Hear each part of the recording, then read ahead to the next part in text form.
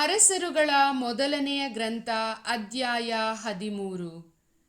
ಜುದೆಯ ನಾಡಿನವನಾದ ಒಬ್ಬ ದೈವಭಕ್ತನು ಸರ್ವೇಶ್ವರನಿಂದ ಕಳುಹಿಸಲ್ಪಟ್ಟವನಾಗಿ ಬೇತೇಲಿಗೆ ಬಂದನು. ಯರೊಬಾಮನು ಧೂಪಾರತಿ ಎತ್ತಲು ಪೀಠದ ಹತ್ತಿರ ನಿಂತುಕೊಂಡನು. ಆ ಭಕ್ತನು ಸರ್ವೇಶ್ವರನ ಅಪ್ಪಣೆಯಿಂದ ಆ ಪೀಠವನ್ನು ಉದ್ದೇಶಿಸಿ, ಎಲೈ ಪೀಠವೇ, ಪೀಠವೇ, ದಾವೀದನ ಸಂತಾನದಲ್ಲಿ ಯೋಷಿಯ ಎಂಬೊಬ್ಬನು ಹುಟ್ಟುವನು. ಅವನು ನಿನ್ನ ಮೇಲೆ ಧೂಪ ಸುಡುವ ಪೂಜಾ ಸ್ಥಳಗಳ ಯಾಜಕರನ್ನು ಹಿಡಿದು ಅವರನ್ನು ನಿನ್ನ ಮೇಲೆಯೇ ಬಲಿ ಕೊಡುವನು.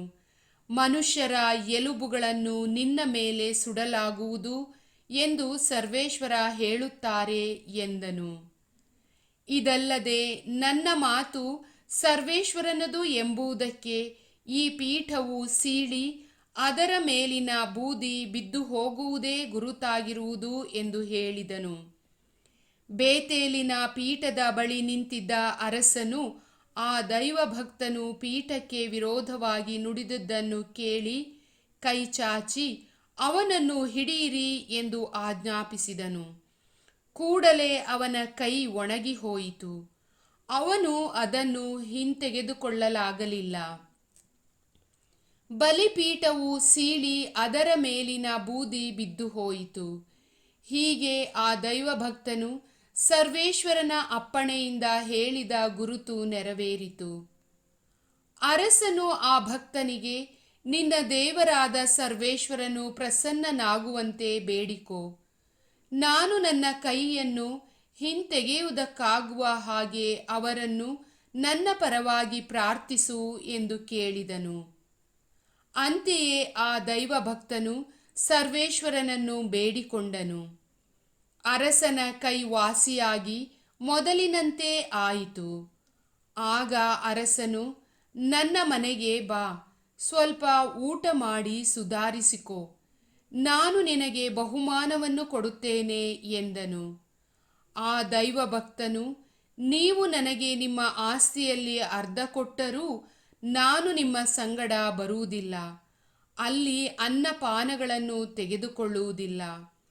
ಇಲ್ಲಿ ಅನ್ನಪಾನಗಳನ್ನು ತೆಗೆದುಕೊಳ್ಳಬಾರದೆಂದು ಹಿಂದಿರುಗಿ ಹೋಗುವಾಗ ಬೇರೆ ದಾರಿಯಿಂದ ಹೋಗಬೇಕೆಂದು ನನಗೆ ಸರ್ವೇಶ್ವರನ ಅಪ್ಪಣೆಯಾಗಿದೆ ಎಂದನು.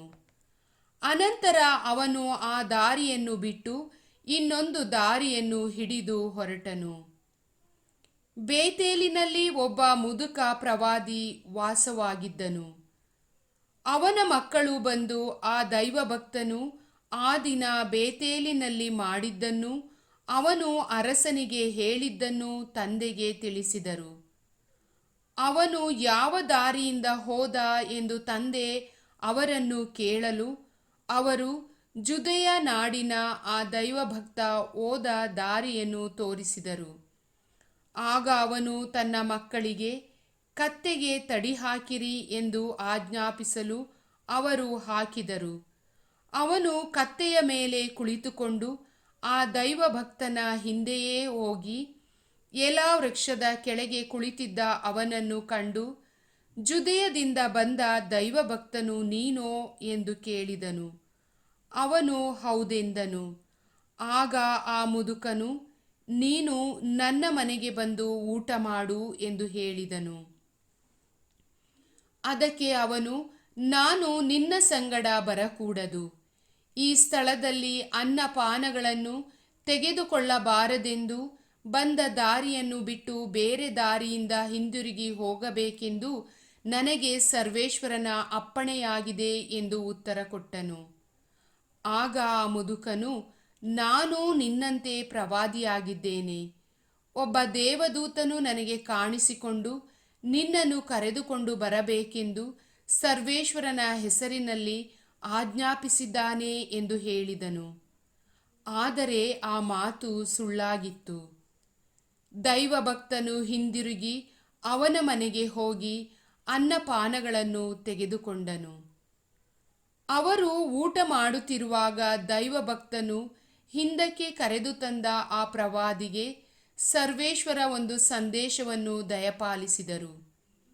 ಅವನು ಜುದೆಯ ನಾಡಿನ ಆ ದೈವಭಕ್ತನಿಗೆ, ನಿನ್ನ ದೇವರಾದ ಸರ್ವೇಶ್ವರ ನಿನಗೆ ಈ ಸ್ಥಳದಲ್ಲಿ ಅನ್ನಪಾನಗಳನ್ನು ತೆಗೆದುಕೊಳ್ಳಬಾರದೆಂದು ಆಜ್ಞಾಪಿಸಿದರೂ ನೀನು ಅವರ ಆಜ್ಞೆಯನ್ನು ಮೀರಿ ಅವಿಧೇಯನಾಗಿ ಅನ್ನಪಾನಗಳನ್ನು ತೆಗೆದುಕೊಳ್ಳುವುದಕ್ಕಾಗಿ ಹಿಂದಿರುಗಿ ಬಂದುದರಿಂದ ನಿನ್ನ ಶವ ನಿನ್ನ ಕುಟುಂಬ ಸ್ಮಶಾನ ಭೂಮಿಯನ್ನು ಸೇರುವುದೇ ಇಲ್ಲವೆಂದು ಸರ್ವೇಶ್ವರ ಹೇಳುತ್ತಾರೆ ಎಂದನು.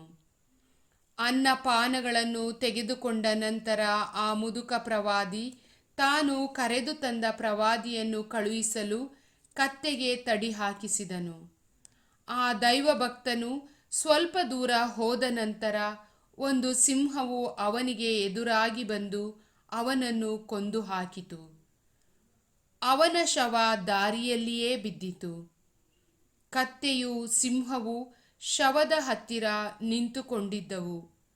ಹಾದು ಹೋಗುವವರು ಆ ಶವವು ದಾರಿಯಲ್ಲಿ ಬಿದ್ದಿರುವುದನ್ನು, ಸಿಂಹವು ಅದರ ಬಳಿಯಲ್ಲೇ ನಿಂತಿರುವುದನ್ನು ಕಂಡು ಮುದುಕ ಪ್ರವಾದಿಯ ಊರಿಗೆ ಬಂದು ಅದನ್ನು ತಿಳಿಸಿದರು.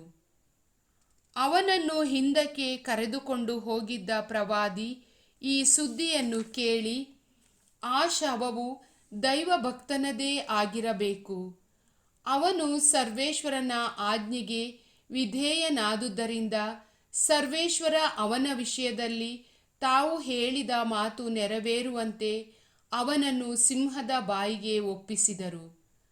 ಅದು ಅವನ ಮೇಲೆ ಹಾರಿ ಅವನನ್ನು ಕೊಂದುಬಿಟ್ಟಿತು ಎಂದು ಹೇಳಿ ಕತ್ತೆಗೆ ತಡಿ ಹಾಕಬೇಕೆಂದು ಮಕ್ಕಳಿಗೆ ಆಜ್ಞಾಪಿಸಿದನು. ಅವರು ಹಾಕಿದರು. ಅವನು ಹೋಗಿ ಶವವು ದಾರಿಯಲ್ಲಿ ಬಿದ್ದಿರುವುದನ್ನು, ಕತ್ತೆಯು ಸಿಂಹವು ಅದರ ಬಳಿಯಲ್ಲಿ ನಿಂತಿರುವುದನ್ನು ಕಂಡನು. ಸಿಂಹವು ಶವವನ್ನು ತಿನ್ನಲಿಲ್ಲ, ಕತ್ತೆಯನ್ನು ಕೊಲ್ಲಲೂ ಇಲ್ಲ. ಪ್ರವಾದಿಯು ಆ ದೈವಭಕ್ತನ ಶವವನ್ನು ಹೂಳಿ ಗೋಳಾಡಬೇಕೆಂದು ಕತ್ತೆಯ ಮೇಲೆ ಹಾಕಿ ತನ್ನ ಊರಿಗೆ ತೆಗೆದುಕೊಂಡು ಬಂದು ತನ್ನ ಸ್ಮಶಾನ ಭೂಮಿಯಲ್ಲಿ ಅದನ್ನು ಸಮಾಧಿ ಮಾಡಿದನು. ಅವರು, ಅಯ್ಯೋ ನನ್ನ ಸಹೋದರನೇ ಎಂದು ಗೋಳಾಡಿದರು. ಅನಂತರ ಅವನು ತನ್ನ ಮಕ್ಕಳಿಗೆ, ನಾನು ಸತ್ತಾಗ ನನ್ನ ಶವವನ್ನು ಆ ದೈವಭಕ್ತನ ಶವ ಇರುವಲ್ಲೇ ಸಮಾಧಿ ಮಾಡಿರಿ, ನನ್ನ ಎಲುಬುಗಳನ್ನು ಅವನ ಎಲುಬುಗಳಿರುವಲ್ಲೇ ಇಡಿ. ಅವನು ಸರ್ವೇಶ್ವರನ ಅಪ್ಪಣೆಯಿಂದ ಬೇತೇಲಿನ ಬಲಿಪೀಠಕ್ಕೆ ವಿರುದ್ಧ ಹಾಗೂ ಸಮಾರ್ಯದ ಪಟ್ಟಣಗಳಲ್ಲಿರುವ ಎಲ್ಲ ಪೂಜಾ ಸ್ಥಳಗಳಿಗೆ ವಿರುದ್ಧ ಹೇಳಿದ ಮಾತುಗಳು ನಿಸ್ಸಂದೇಹವಾಗಿ ನೆರವೇರುವುವು ಎಂದನು. ಇಷ್ಟಾದರೂ ಯೆರೊಬ್ಬಾಮನು ತನ್ನ ದುರ್ಮಾರ್ಗವನ್ನು ಬಿಡದೆ ಪದೇ ಪದೇ ಜನಸಾಮಾನ್ಯರನ್ನು ಉನ್ನತ ಸ್ಥಾನಗಳಿಗೆ ನೇಮಿಸಿದನು. ಮನಸ್ಸಿಗೆ ಬಂದವರನ್ನು ಪೂಜಾ ಸ್ಥಳಗಳ ಯಾಜಕರನ್ನಾಗಿ ಪ್ರತಿಷ್ಠಿಸಿದನು. ಈ ಕಾರಣ ಯೆರೊಬ್ಬಾಮನ ಕುಟುಂಬದವರು ಪಾಪಿಗಳಾಗಿ ಭೂಲೋಕದಿಂದ ವಿಸರ್ಜಿತರಾಗಿ ನಿರ್ನಾಮವಾದರು. ಪ್ರಭುವಿನ ವಾಕ್ಯ.